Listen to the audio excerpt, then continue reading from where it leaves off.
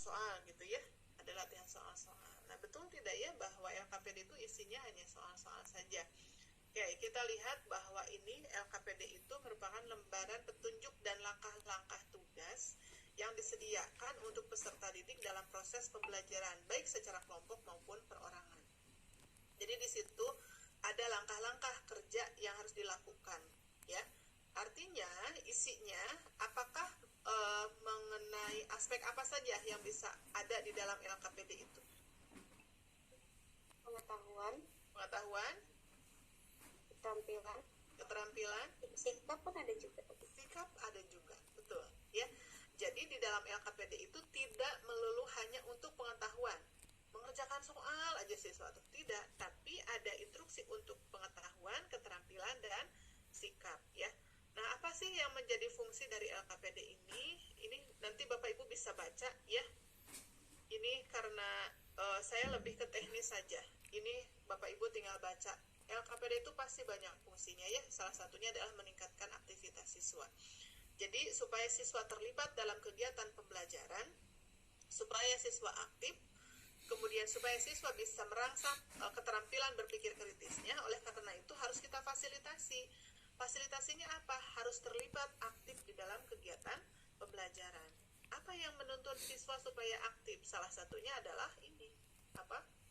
LKPD, ya. LKPD. Nah, ini salah satu jawaban yang tadi disampaikan, pertanyaan yang disampaikan oleh Pak Abrar, ya.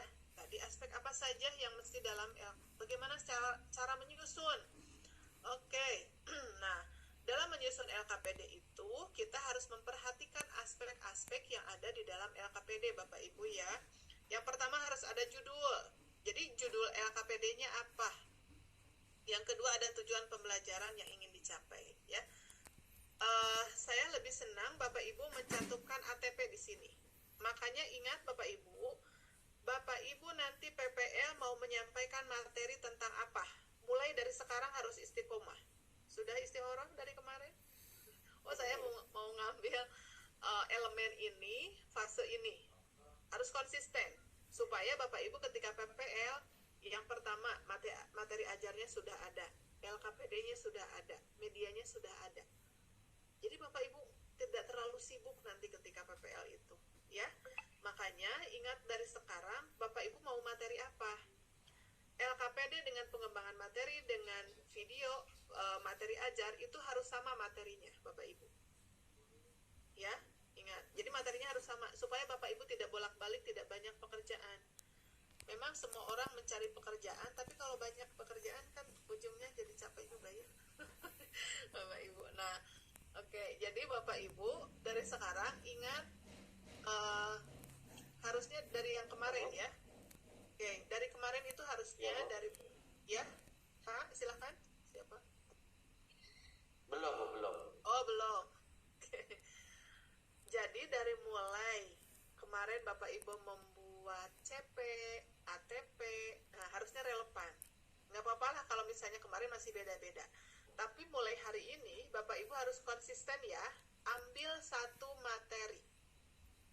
Artinya kalau belum konsisten dengan ATP yang kemarin, Bapak Ibu sekarang mulai dari nol, berarti start membuat dulu ATP, kemudian Bapak Ibu tuangkan ke pengembangan materi ajar, nanti tuangkan juga ke LKPD, tuangkan juga nanti ke medianya. Oke, gitu ya. Kalau sudah, oh saya mah pakai ATP yang kemarin, nanti untuk PPL juga sama. Nah, oke. Jadi tidak banyak pekerjaan Bapak Ibu. Oke, bisa dipahami? Ya. Ambil satu materi, turunkan ke apa Bapak Ibu? Ke TP, turunkan lagi ke Materi ajar. ATP, ya. Nah, dari ATP itu sebagai acuan Bapak Ibu nanti mengembangkan materi ajar dan menyusun LKPD. Oke, ya.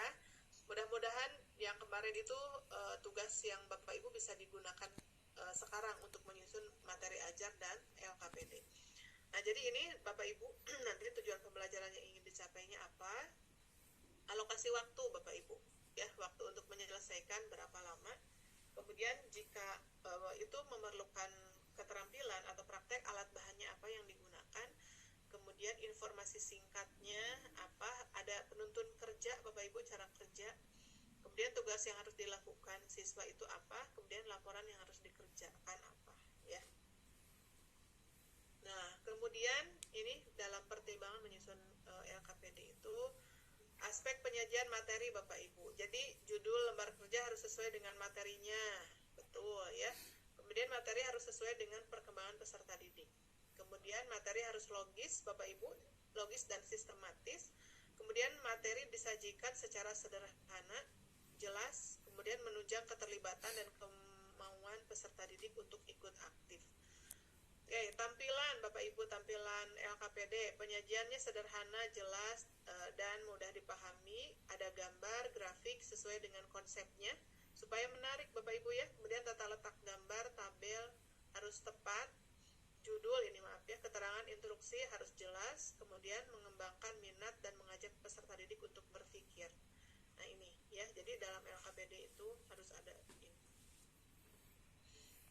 Oke. Ini untuk media pembelajaran, nanti linknya sudah ada Bapak Ibu contohnya ya di referensi. Nah, kenapa Bapak Ibu ini kita harus menggunakan media? Nah, ini perannya ya. Jadi Bapak Ibu, tadi kita ingin meningkatkan keterampilan berpikir kreatif siswa atau berpikir